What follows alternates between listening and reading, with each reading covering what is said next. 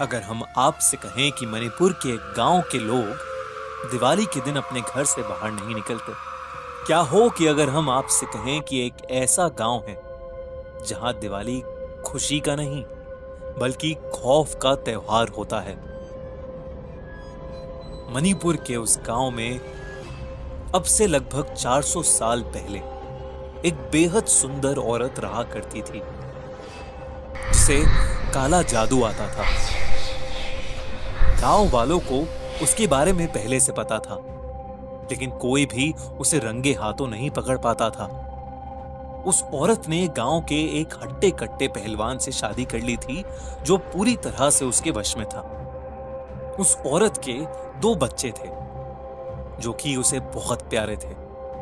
वो औरत अपने बच्चों पर काला जादू करती थी ताकि उसके बच्चों के पास भी काली शक्तियां आ सकें और वो आगे चलकर उस गांव पर राज कर सकें।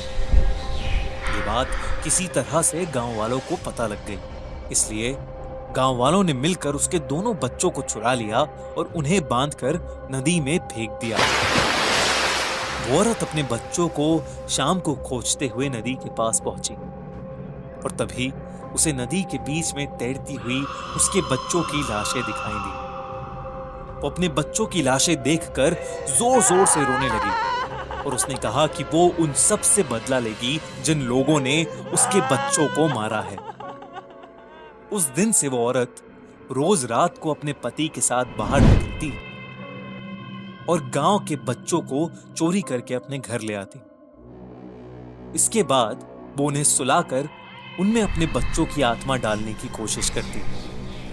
उसका जादू अभी इतना भी मजबूत नहीं था कि वो किसी मरे हुए इंसान को जिंदा कर सके, इसीलिए बहुत बार वो अपने बच्चों की आत्मा को दूसरे बच्चों के शरीर में डालने में नाकामयाब हो जाती थी, जिससे उन बच्चों की मौत हो जाती थी।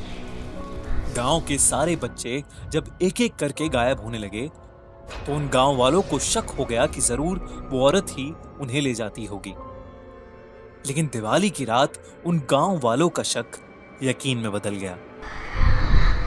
उस रात उस औरत के घर से जोर जोर से अजीबोगरीब आवाजें आ रही थी। गांव के कुछ लोगों ने उस डायन के घर के पास जाकर उसके घर में झांकना शुरू कर दिया।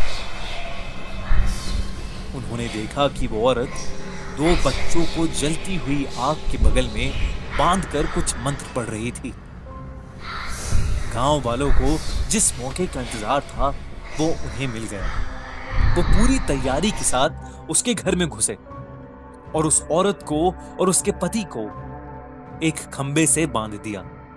वो औरत चिल्ला चिल्ला के बोल रही थी कि आज वो दिन था जब उसके बच्चे उसे वापस मिल जाते।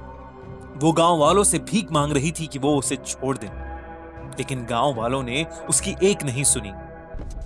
दिवाली का दिन था तो गांव वालों ने सोचा कि वो उस डायन को पटाखों से जलाकर मार देंगे। उन लोगों ने उसे और उसके पति को पटाखों से लपेट दिया और उन पटाखों में आग लगा दी। पटाखे जोर जोर से बजने लगे और उन दोनों के कपड़ों ने आग पकड़ ली।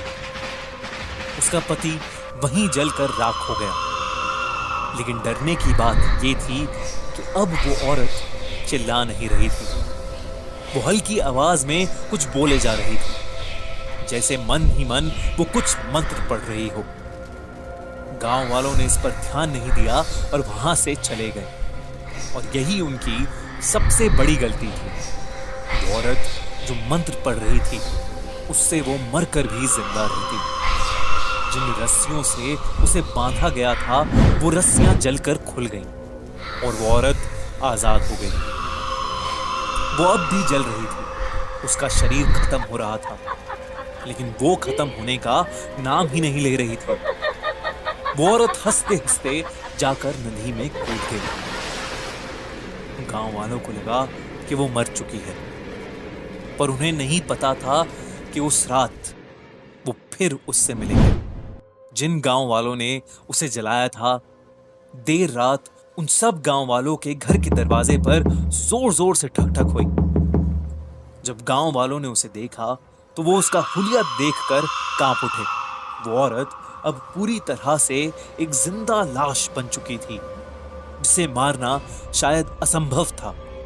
उन सभी ने अपनी जान की भीख मांगी, लेकिन उसने किसी को नहीं छोड़ा। उस रात के बाद से हर दिवाली को वो औरत उस गांव में दिखाई देती है।